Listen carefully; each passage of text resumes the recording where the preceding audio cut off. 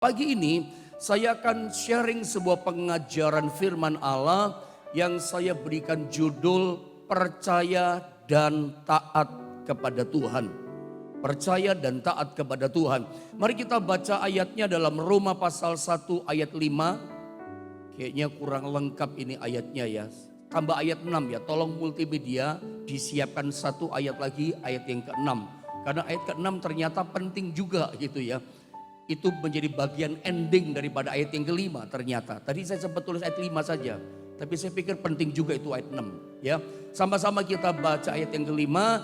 Nanti multimedia munculkan ke 6. Sama-sama lagi kita baca. Nanti yang 5, 6 sama-sama kita baca. 2 dan 3. Dengan perantaraannya kami menerima kasih karunia dan jabatan rasul untuk menuntun semua bangsa, supaya mereka percaya dan taat kepada namanya. Ayat yang ke-6, Roma pasal 1 ayat ke-6. Mari sama-sama kita baca kembali. 1, 2 dan 3.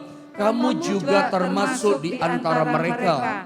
Kamu yang telah dipanggil menjadi milik Kristus.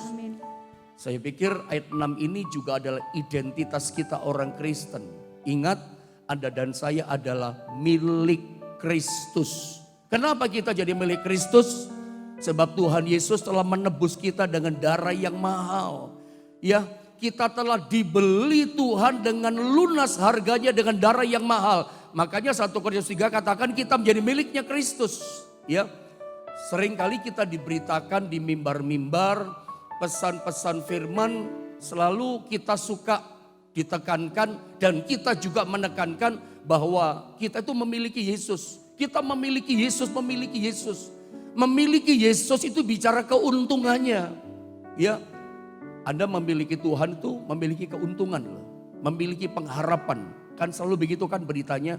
Memiliki keselamatan, memiliki anugerah, memiliki mujizat. Karena kita memiliki Yesus. Sebab memiliki Yesus bicara tentang memiliki keuntungan. Tapi jangan lupa Roma 1 ayat yang ke-6, kita itu bukan cuma sekedar dimiliki oleh Yesus. Ingat loh, kita itu miliknya Yesus.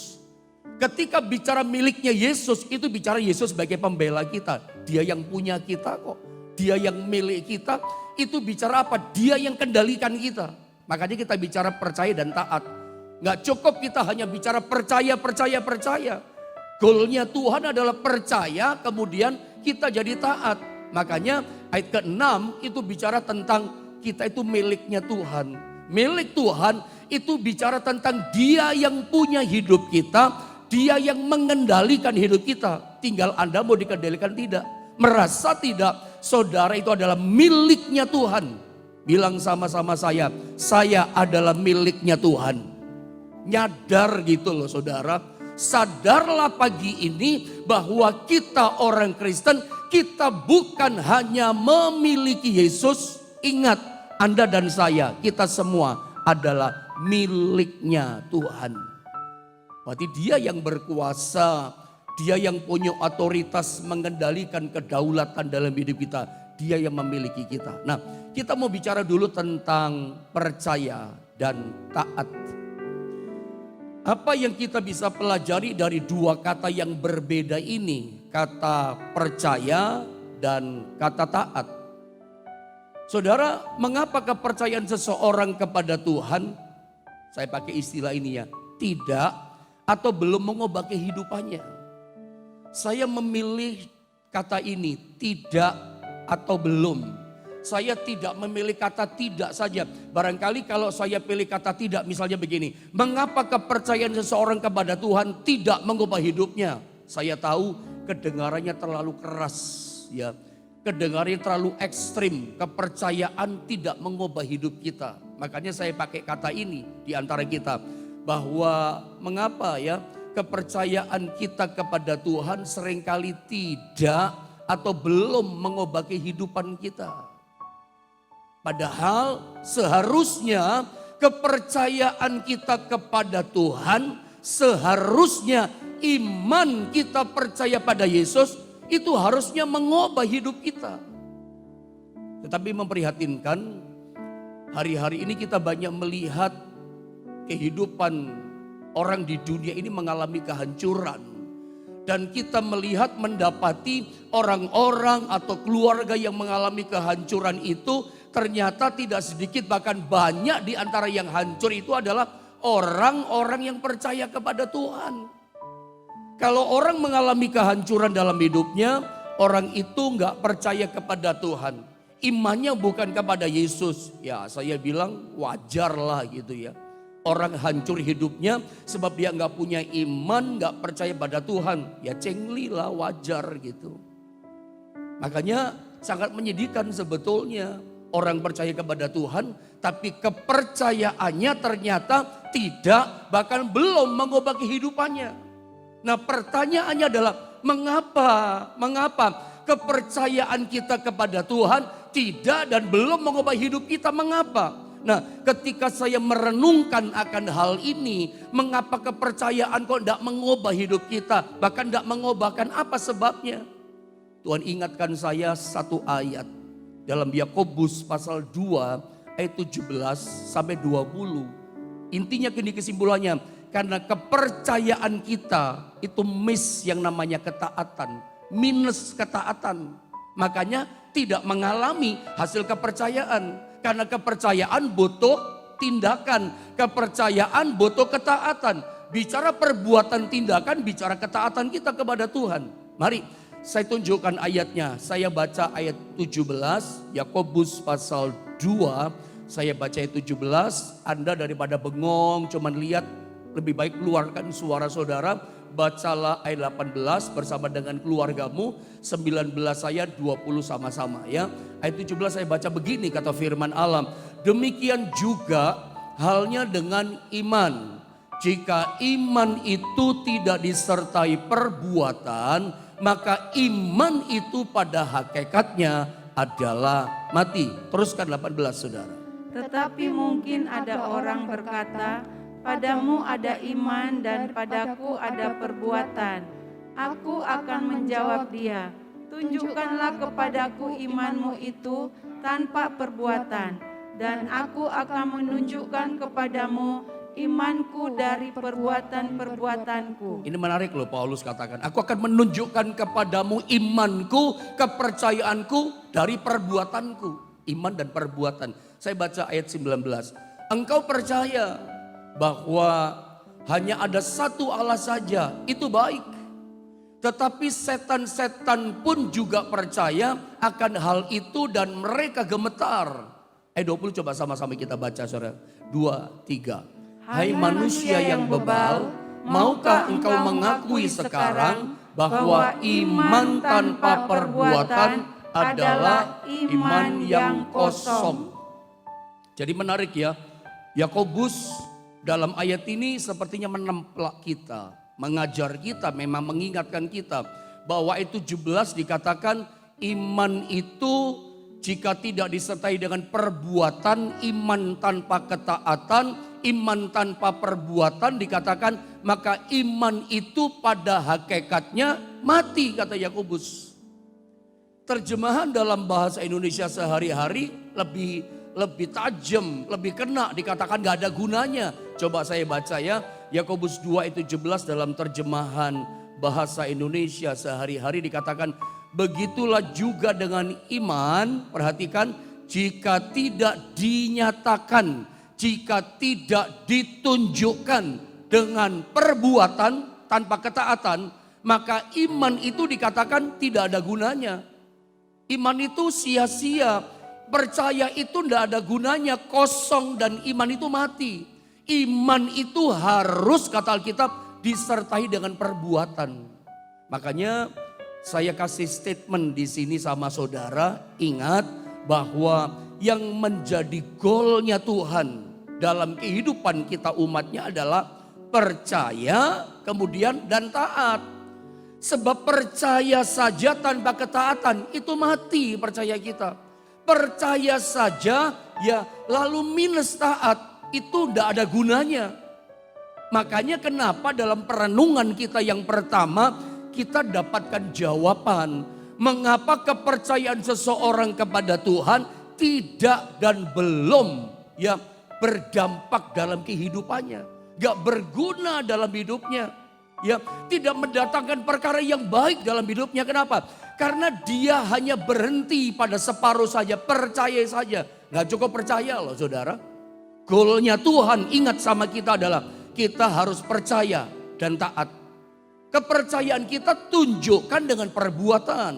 Kepercayaan kita kepada Tuhan buktikan dengan apa? Dengan ketaatan. Saya berharap Anda bisa mengerti, menangkap dan mencerna statement sekarang ini yang saya mau katakan sama saudara. Anda bisa lihat di screen saudara. Saya berharap Anda bisa mencerna dengan baik statement ini. Bahwa begini, ketidaktaatan kita itu adalah bukti dari ketidakpercayaan kita. Bisa mencerna saudara ya. Ketidaktaatan kita itu adalah bukti dari ketidakpercayaan kita. Jadi kalau saudara nggak taat, saudara nggak dengar, nggak mentaati perintah Tuhan, itu semua cuma membuktikan ketidakpercayaanmu. Ketidaktaatanmu itu adalah bukti ketidakpercayaanmu. Satu contoh yang paling gampang yang mungkin saya suka angkat sama saudara. Contoh yang paling gampang lah hari-hari. Misalnya ada seseorang anak remaja, ya mungkin masih 15 tahun gitu ya, 16 tahun. Datang kepada saya misalnya sebagai gembalanya. Dia dengan bangga ngomong begini sama saya, Om Yohanes, saya sekarang sudah bisa setir mobil Om Yohanes. Ya. Om percaya nggak saya sudah bisa setir mobil? Saya gembalanya, saya bapak rohaninya ngomong nggak percaya, nanti kasihan dia kecewa. Saya ngomong begini, oh ya Om Yohanes percaya kamu bisa setir mobil. Tapi kemudian kata-kata kalimat berikutnya menggoncangkan kata-kata kepercayaan saya sama dia. Karena tiba-tiba dia berkata begini, kalau Om Yohanes percaya saya bisa setir mobil, tolong Om pinjelkan kunci kontak mobilnya Om, saya mau pinjam sebentar mau jalan ke depan Om. Nah di sini saya jadi gak percaya saudara ya. Karena saya belum pernah lihat dia bisa setir mobil dengan umurnya itu.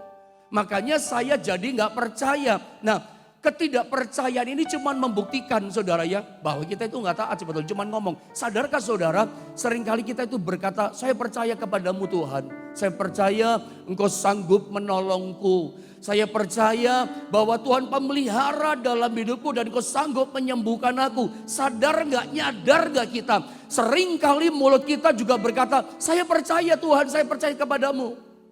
Tapi ternyata dalam prakteknya kita nggak tunjukkan bentuk kepercayaan kita. Ketidaktaatan kita itu cuma membuktikan kita nggak percaya. Seperti sebetulnya saya nggak percaya kepada anak muda tadi. Karena saya nggak pernah lihat kok saudara.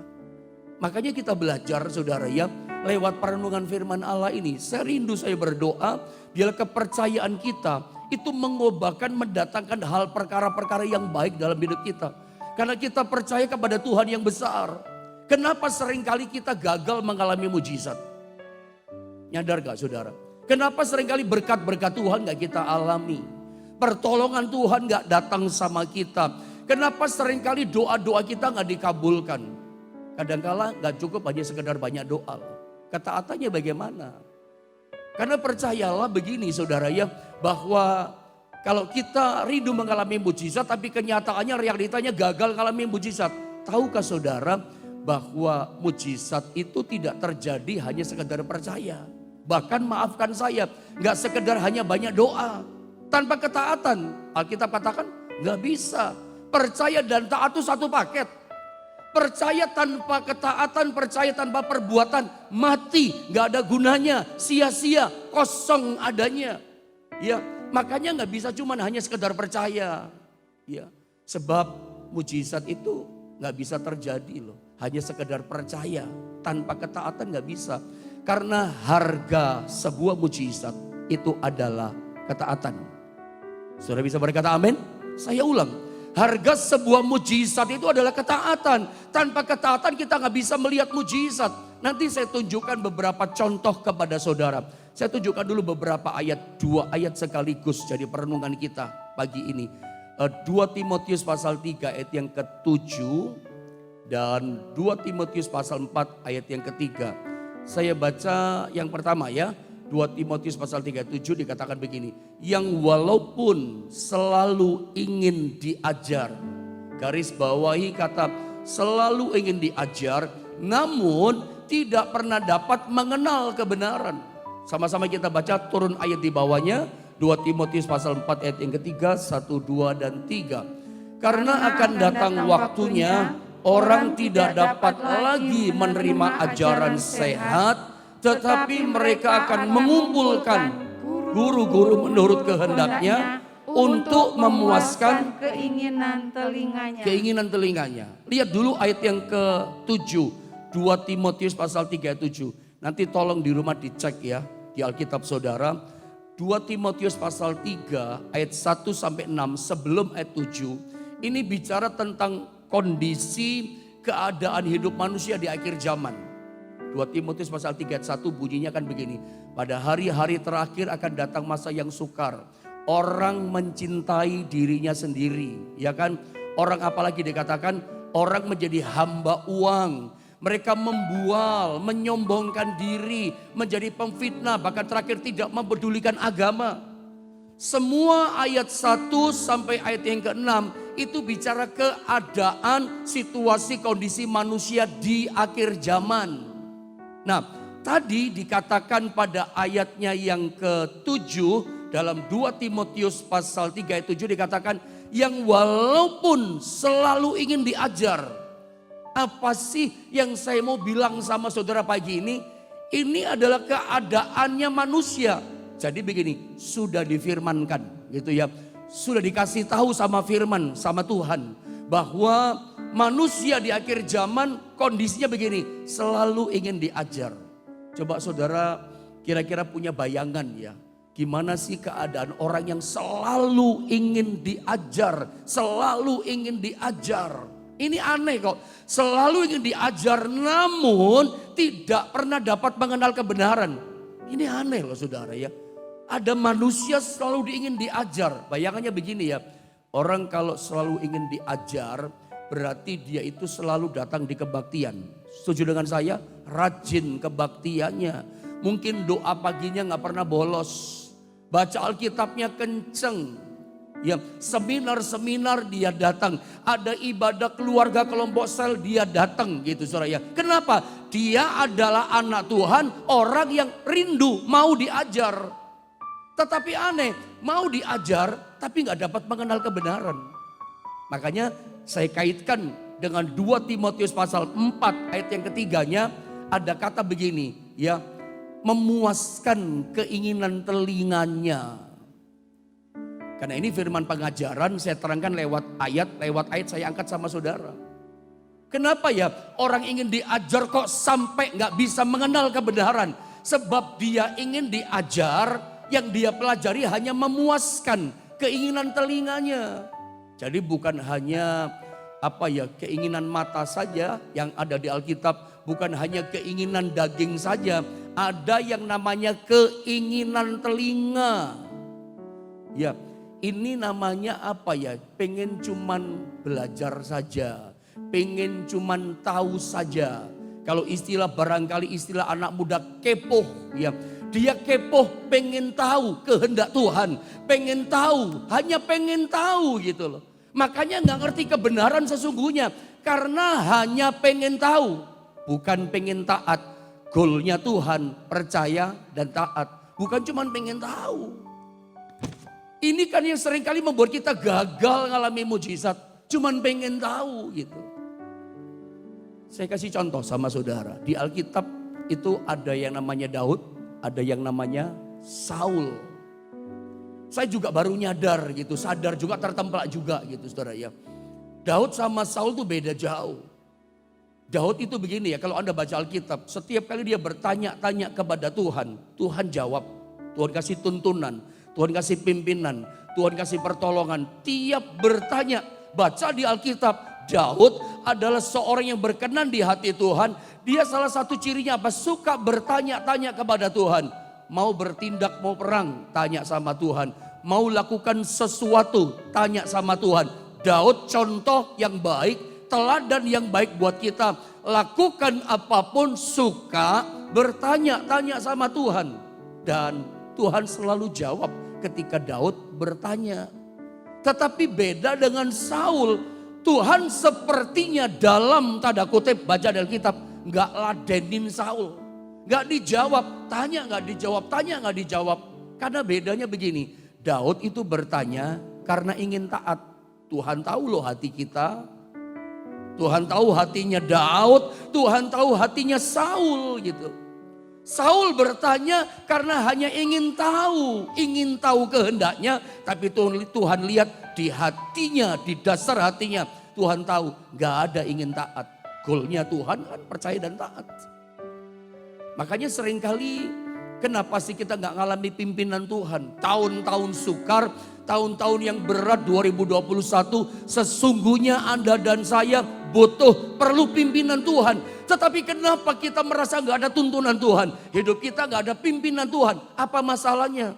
Seringkali kita itu gak punya ketaatan. Mari bertanyalah kepada Tuhan. Seringkali saya tidak ingin lewat firman Allah ini Anda cuma sekedar meniru-niru. Ya, niru-niru orang Pantekosta niru-niru orang karismatik Saya termasuk orang Pantekosta, ya termasuk disebut karismatik. Gereja kami, gereja Pantekosta karismatik. Tapi kita nggak boleh cuma niru loh. Selalu orang Pantekosta kan mengajarkan begini. Ya bertanya-tanya kepada Tuhan. Mau kerja, tanya sama Tuhan. Itu kan seringkali pesan pendeta di gereja. Itu pun seringkali saya pesankan sama jemaat yang Tuhan percayakan untuk saya gembalakan. Selalu saya ajarkan di mimbar di gereja. Ketika mau kerja, tanya sama Tuhan. Buka bisnis baru, buka usaha baru. Bapak ibu kok tanya sama Tuhan. Mau menikahkan anak, tanya sama Tuhan dulu. Mau kuliah, tanya sama Tuhan. Bahkan jemaat mau ke dokter saja, pilih dokter saya katakan apa? Tanya dulu sama Tuhan. Biar Tuhan kasih dokter yang tepat. Kami hamba Tuhan di mimbar gereja selalu mengajarkan ini. Tanya sama Tuhan. Tapi saya ingin tegaskan sama saudara. Bertanyalah kepada Tuhan. Bukan karena sekedar hanya ingin tahu. Anda gak dapat pimpinan tuh. Bertanyalah kepada Tuhan. Karena di dasar hatimu. Aku mau taat kepada Tuhan. Karena seringkali yang membuat kita gagal mengalami pertolongan Tuhan. Gagal mengalami berkat Tuhan. Yang seringkali membuat kita gagal mengalami mujizat Tuhan. Itu apa? Minus ketaatan. Harga mujizat itu adalah percaya dan taat, saudara. Gak cukup hanya percaya. Gak cukup hanya sekedar maaf ya banyak doa. Gak cukup. Harga bayar mujizat, percaya dan taat. Ketaatan ini loh penting. Ketaatan ini penting, saudara. Makanya saya mau tunjukkan ini sama saudara. Ya, apa sih yang dimaksud dengan mengerjakan keselamatan? Di sini ada kata ketaatan juga, saudara ya. Saya baca ya, Filipi pasal 2 ayat 12 sampai 13. Lalu saya kasih contoh sama saudara. Hai saudara-saudaraku yang kekasih, kamu senantiasa taat. Bilang sama-sama saya taat. Bilang sama-sama saya senantiasa taat. Konsisten taatnya. Ya, hai saudara-saudaraku yang kekasih, kamu kata Paulus kepada jemaat di Filipi senantiasa taat. Taatnya konsisten, terus taat. Karena itu perhatikan, tetaplah kerjakan keselamatanmu dengan takut dan gentar. Kalimat ini seringkali jadi pertanyaan banyak orang Kristen. Orang gereja suka bertanya-tanya ini. Loh, keselamatkan kan hanya oleh anugerah. Pendeta, Pak, kita ini diselamatkan kan oleh anugerah. Lalu kenapa Alkitab katakan tetaplah kerjakan keselamatanmu dengan takut dan gentar. Bahkan dikatakan dengan cara bagaimana? Senantiasa taat. Mengerjakan keselamatan dengan takut dan gentar.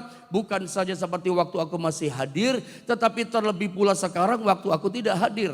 Ayat 13. Karena Allah lah yang mengerjakan di dalam kamu. Baik kemauan maupun pekerjaan menurut kerelaannya. Dengar baik. Ada kata senantiasa taat. Mengerjakan keselamatan dengan takut dan gentar. Kenapa kita mesti tetap senantiasa taat mengerjakan keselamatan dengan rasa hati yang takut dan gentar? Ingat, bicara keselamatan, tubuh kita ada 3 unsur. Roh, jiwa, tubuh.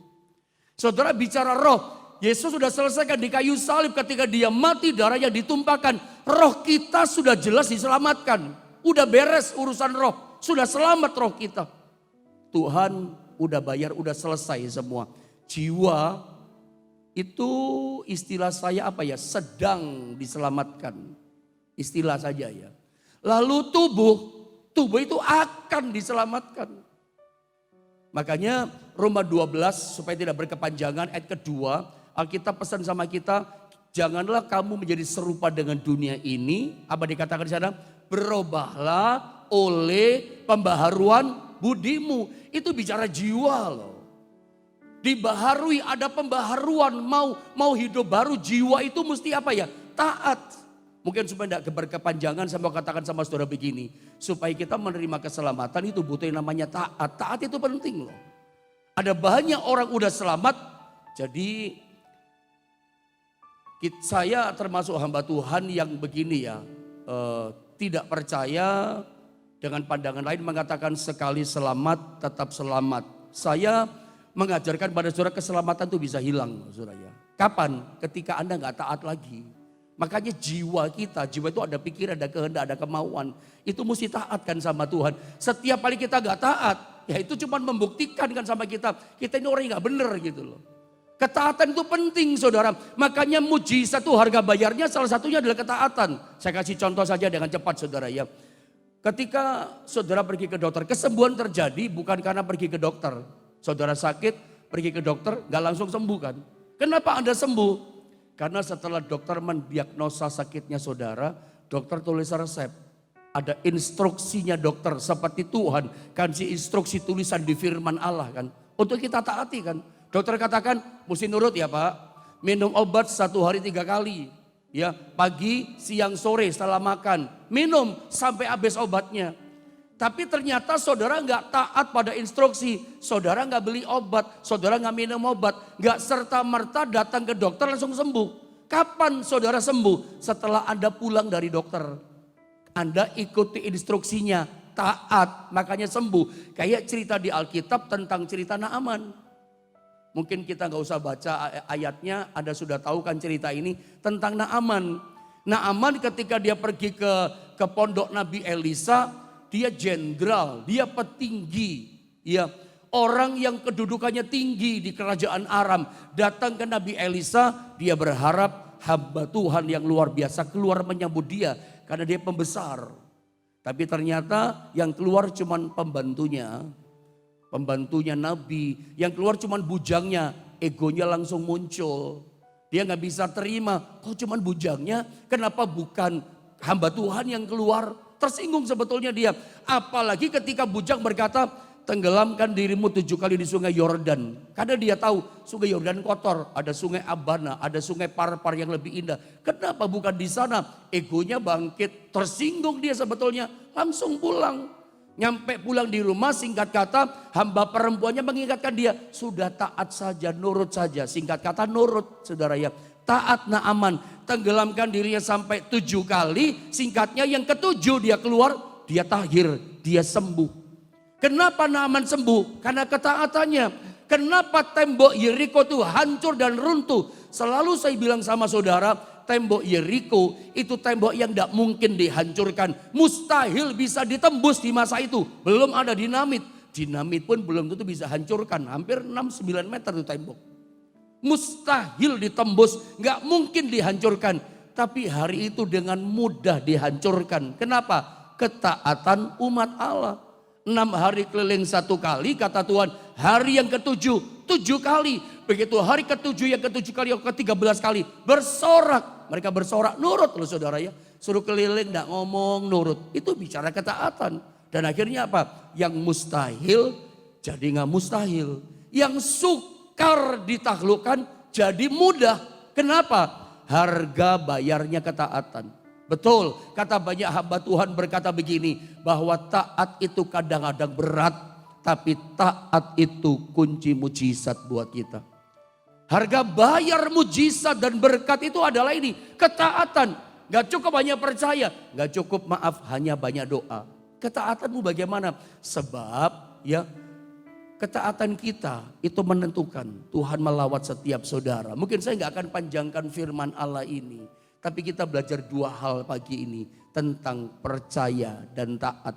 Apa yang menjadi instruksi firman Tuhan dalam hidup kita? Taati. Karena seringkali ketidaktaatan kita membuat kita gagal mengalami berkat. Saya percaya tahun yang berat 2021. Berkat Tuhan mengalir sama saudara. Pimpinannya Tuhan itu betul-betul jelas menuntun memimpin saudara.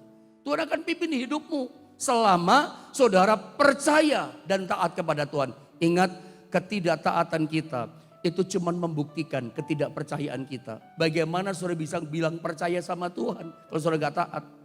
Ya, ketidaktaatan kita menunjukkan kita percaya atau tidak. Kalau saudara taat sama Tuhan, itu bukti aku percaya engkau sanggup memelihara hidupku.